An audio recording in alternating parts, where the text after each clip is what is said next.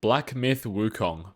You can very easily take this game and say, oh, it's just Dark Souls meets God of War with Chinese folklore. And sure, in a sentence, I don't think this is an incredibly inaccurate statement, but it doesn't exemplify how much impact this game has over a player regardless of their experience with games that demand a high level of grit and persistence, or even for someone who is very unfamiliar with a lot of the cultural themes, characters, and stories that are told throughout the game's 6 chapters.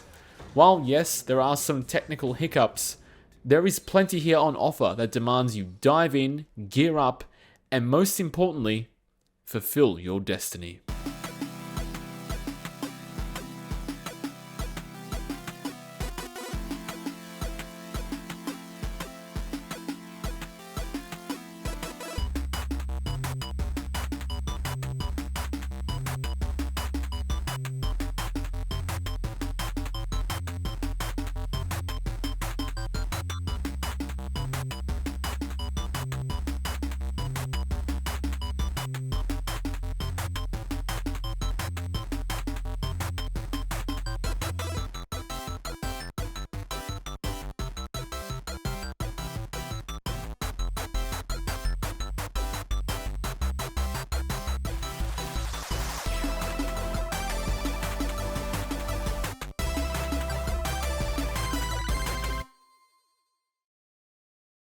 Firstly, I'm not going to spoil any key parts of the story or major reveals from any cutscenes, but I will be showing a variety of bosses throughout the game, so just keep that in mind going forward. We need to talk about the biggest problem this game has, because unfortunately it cannot be ignored, and that's its technical stability. This game is available on PC and PlayStation 5, but notably there were no PlayStation 5 review copies sent out. And the game also currently isn't out on Xbox, and the reporting at the moment suggests that there is a technical memory leak issue, which the developers are still troubleshooting. So I thought, seeing as there were no PS5 review copies out prior to release, I would bite the bullet and review this game on PlayStation 5. If you are getting the game on PC, I would say really look into a variety of different reviews with different PC specs, because experiences will definitely vary for sure, but even with high-end graphics cards, many users still ran into problems. I was very cautious about playing on PlayStation 5, because famously Cyberpunk 2077 didn't have any review copies sent out for consoles prior to release, and we all know how that turned out. But thankfully, I'm pleased to report that my experience wasn't as horrific as what many experienced with Cyberpunk. I played around with both the quality and performance modes, and basically the long and short of it is that I rather regrettably ended up playing in performance mode, opting for a higher FPS count. Yes, this game at times did look like a blurry mess as a result, but playing in quality mode for me was too inconsistent. And yes, at times this game looks incredible at that higher resolution, but even in basic fights, I felt the experience was too disconnected for me to enjoy the combat. There is a balance mode as well to act as a sort of in-between point, but I played most of this game in performance mode. Even in this setting, I still had instances where my frames dropped, and this can be really frustrating when enemies launch a variety of wild combos and you cop damage because the game couldn't keep up. I found the game's 3rd chapter to be the most inconsistent in performance. It's set in a snowy environment, and I did notice those frame drops happened a lot more frequently in this chapter. The moment I finished the 3rd chapter and started the 4th, which is largely set in an underground cave environment, I noticed an instant improvement in performance. At times, Black Myth Wukong looks absolutely amazing, especially in some of these cutscenes and even the spectacular boss fights, whereas other times can be a bit of a blurry mess. So if you can handle the really low frame rates, maybe give the quality or balance mode a shot. But for me, I found the performance mode gave me the best chance in combat at the cost of that visual fidelity. In terms of other gameplay bugs and glitches, I didn't find too many in my playthrough. I will say in some boss fights, the camera can be slightly uncooperative, and I did also have a couple crashes. Rather disappointingly, there was one instance towards the end of the game where there's a really epic moment, and the whole game is sort of leading up to this moment. And of course, the game crashed during it. So that was a bit of a letdown, and it let all the air out of the balloon, so to speak. But I found all my crashes happen in those really epic full-scale set pieces, as opposed to just regular exploration or downtimes during the gameplay. I did notice that during the longer gameplay sessions, the in-game menu started to feel unresponsive and incredibly laggy. Just moving between different sections in the menu wasn't snappy and felt incredibly delayed. I don't know how to show you this in a video because it's more of a feel, but after rebooting the game, the issue seemed to fix itself. I did have one gameplay bug in the secret area in the 4th chapter, which I won't show here because I want you to experience this area for yourself. But a character asked me to collect something for him. I've collected this item and the character is nowhere to be found, and I cannot progress this side quest line. I believe this is because I triggered the final boss for that area, and that causes this character to just go missing, despite it saying on the fast travel menu that he can still be found at that location. So if you are in the secret area for chapter 4 and someone asks you to go get something, just bring it straight back to that guy. The second you get it, don't progress forward. That pretty much wraps up the technical stability side of things. So while there are some flaws in this department, it still didn't stop me investing 50 hours into this game. Let's discuss the story and some of the themes in Black Myth Wukong, because this is a huge part of the game. I know nothing of the tales of Wukong or any of the Chinese folklore and stories, so the game has a really interesting opening cutscene, which quickly tries to get you up to speed with what's going on. From my understanding of the story, Sun Wukong is essentially a monkey god who has had a history of rebelling against the High Council and causing havoc in heaven. He was offered a position amongst the council, but in another act of rebellion, he declines and wants to retire to his home on the mountain. Here's my offer. If you lose, I'll take you to the Celestial Court. They will stay and level your mountain. But if I lose, I shall certainly take revenge, and they will level your mountain nonetheless. So in the game, we get to see what follows from that, which is a mighty battle in the clouds, in which the player gets to take full control of the legend that is Sun Wukong, but you are ultimately defeated.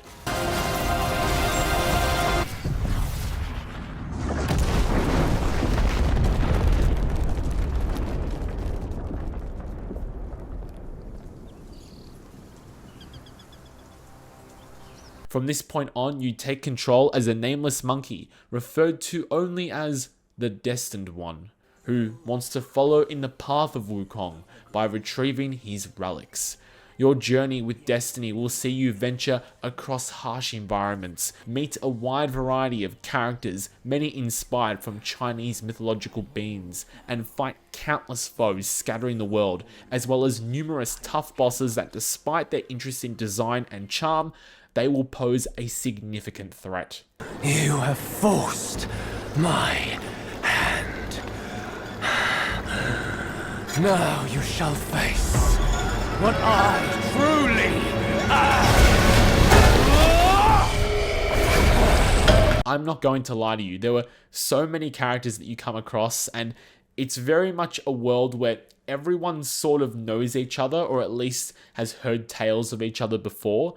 So for someone who finds these characters and these stories so incredibly foreign, because potentially these themes and these stories have not been a part of your culture, it can feel a little bit overwhelming. But the presentation, particularly in some of these cutscenes, is so strong that I honestly was more than happy to just jump on the roller coaster and let the game take me wherever it wanted to take me. I can see how someone who understands the culture and has some prior knowledge will play this game and be pointing out all the cool characters and places they visit, but even as a layman, it got me hooked, because after spending hours playing this game, I would clock off at 3 in the morning and then spend another hour just doing my research on the internet, reading up summaries of the old tales, learning about the different characters I encountered and what they mean in the Chinese culture. I remember God of War sort of doing the same thing, but in Western media, and we have a few other introductions of, these Norse legends. Take, for example, Marvel's character Thor and all the movies and comic books associated with that character. Now, that's not to say that there is absolutely no media out there which doesn't explore the same themes and stories in Black Myth Wukong, but I would argue that developers Game Science have created a product for which many people in the West will find this as their first scale introduction to these stories. Cutscenes that help break up the gameplay look enchanting, but special mention goes to the cutscenes in between each chapter. These cutscenes not only give you some more insight into the story surrounding the chapter you just played, but each one has a unique art style and all have a drastically distinct and independent presentation, which makes each one memorable. As you journey across the world and you gather more context about this mystical, beautiful, and sometimes quite harsh world, I always found that the willingness to discover more kept me engaged and motivated to keep slaying each boss that I encountered. At the start, I said you could describe this game as a Dark Souls God of War mashup, and while I think the story might not be as strong as what we've seen, particularly in the God of War reboot and the sequel God of War Ragnarok, this has fantastic source material to work with. And it being something I wasn't familiar with didn't harm my enjoyment of the game in any way. If anything, it inspired me to go out and do research and learn more, and I think there are plenty of people who will have that similar experience. On that, it's time to talk about that Dark Souls component, the gameplay. Black Myth Wukong is a single-player RPG that will pose a significant challenge to most players, particularly those unfamiliar to the nature of games such as Dark Souls or Nioh, for instance. Throughout the world, there are plenty of enemies you will encounter while on your quest, and the combat for these encounters actually felt surprisingly natural and easy to pick up. There isn't really a block or parry feature, so you'll spend most of your time dodging attacks and following up with a variety of light and heavy attacks. You have limited heals you can utilize, and if you die, you'll be sent back to an incense shrine, which acts as both a checkpoint and fast travel point, similar to the bonfires from Dark Souls games. You also, at your disposal, have a range of spells you can use, such as immobilizing enemies or summoning duplicates to fight alongside you, and all of those cost mana to use. You can also build up a meter to initiate a transformation and let off a series of moves mimicking the enemies you've seen out in the wild. Interestingly, you can cultivate these spirits by defeating special versions of these enemies, which allows you to take those different transformations. You can upgrade these transformations as well as your gourd and drinks, which provide you different heals and buffs. There are also several skill trees which can help increase your survivability, damage output, or even upgrade your spells. There is also a set of skill trees for different stances, allowing you to fight with different sets of moves and combos. For example, there is one stance which allows you to climb up to the top of your bow staff to avoid those ground attacks. I don't want to turn around and say that the bosses in this game are more or less difficult than what we see in From Software games, but I would say Black Myth Wukong is friendlier to the newcomer. While there's no difficulty option in this game, there are also no classes as such. So everyone starts off from the same place and follows a fairly linear path. But the absence of a block or parry gives you less options to think about during the battle. There are also fewer weapons and only one weapon type. So while you can use different bow staves and upgrade them, there isn't an alternate weapon type with a drastically different playstyle as such. On the skill trees as well, you can actually respec all your skill points whenever you reach a shrine, which takes, I think, a lot of the risk out of the player, but also gives them the opportunity to try different strategies on different enemies. For example, I originally tried to use the different stances, but it wasn't benefiting me, or at least I wasn't able to take full advantage, so I respec'd at the next shrine, and I actually ended up not using any of the stances for the rest of the game. So being able to take those points out really alleviates a lot of the risk. in you misplacing a valuable point. The combat itself felt rewarding, and identifying the best ways to take out certain enemies was always interesting.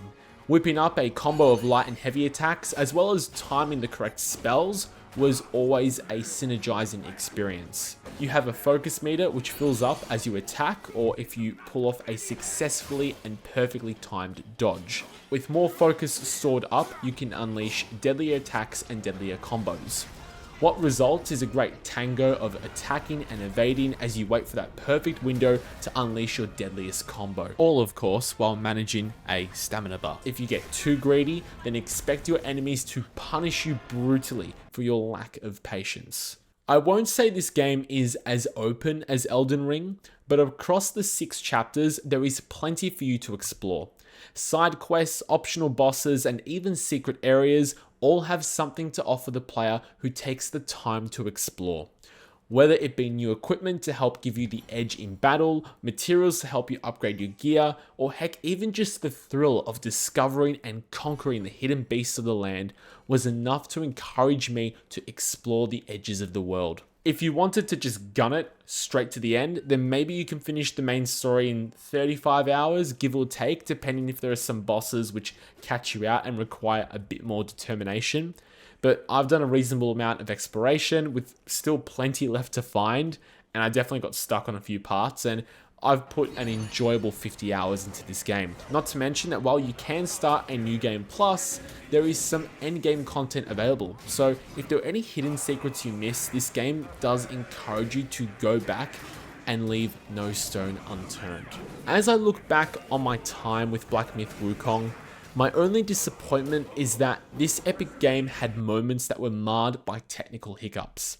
Because while it wasn't enough for me to put the game down and vent my frustrations, I know that there are plenty of people who won't pick up the game because of that reason. The entire Xbox market doesn't even get the opportunity to weigh up that decision as of the time of writing. I'm sure the developer's game science will introduce patches and improvement fixes to help get that game closer to a masterpiece accreditation, and I really do hope it releases on Xbox soon, and in a playable state, so that more people can experience not just a fantastic game, but be introduced to a fascinating world that some people otherwise might not have been exposed to. Despite those technical mishaps, I do believe that it is possible to fix this game post-launch and get it in a more stable state, but Game Science should be incredibly proud of the piece of art that they have created, and this really was an absolute pleasure to play from start to finish. If you enjoy the boss fights and difficulty of Dark Souls, I think there is a worthwhile challenge for you here. If you love a story of magic and monsters with a beautiful yet harsh world, then there is enough here to keep you fighting to forge your path forward and overcome those difficulties that lie ahead. Yes, this game is rough, maybe even a little undercooked, and dare I say unstable.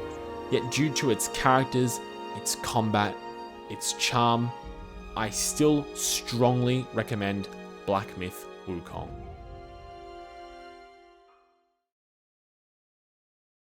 Thanks for watching. If you enjoyed this video, please don't forget to leave a like below and also leave a comment to let me know your thoughts. If you're playing the game, if you're thinking of playing the game, maybe this review helped you make up your mind, or maybe you want to share your experiences from a technical standpoint on Black Myth Wukong. I'd love to hear all your thoughts and experiences down below. Also, check out my channel for more videos like this one, and if you like what you see, please subscribe so you don't miss my next video. Lancy out.